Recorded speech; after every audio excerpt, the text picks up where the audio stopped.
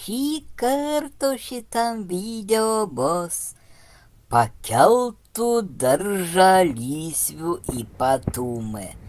Kaip matom, mūsų yra pakeltos lysvelės, tam, kad būtų lengviau išpjauti tarp vaisių žoliapjovių ir būtų patogiau ravėti.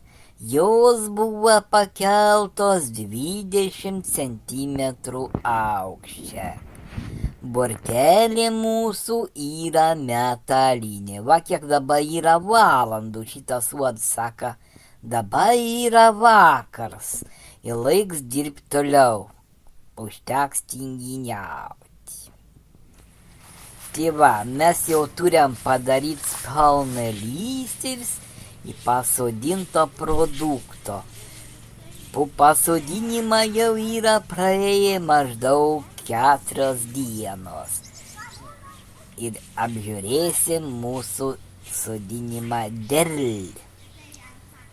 Derliuks jau šioks toks yra, va, pirmi žaliai išlendę daigaliukai, va, kaip matom, va, tokie žaliai, po centimetro ar čiučiu daugiau išlendę.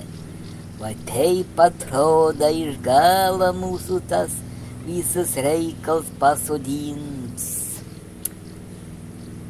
Gerai, ką palyja liets, tai mum laistyt reik šiek tiek mažiau. Bet to pačiu ir užauga žolytė. Tep žolytės visokių pilna augaliukų gyvūnėlių. O va, mūsų gardelios kol kas nėra tos žolytės ir nieka gera nesimata. Tai va, lauksim, kad išlys pirmutinė augaliukai. Tada galėsim pradėti darbs ravėjimą.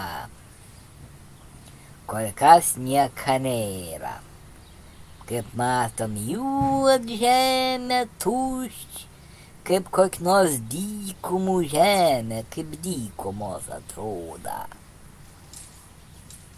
Tai va, tokios mūsų lysvės, taip jos atrodo.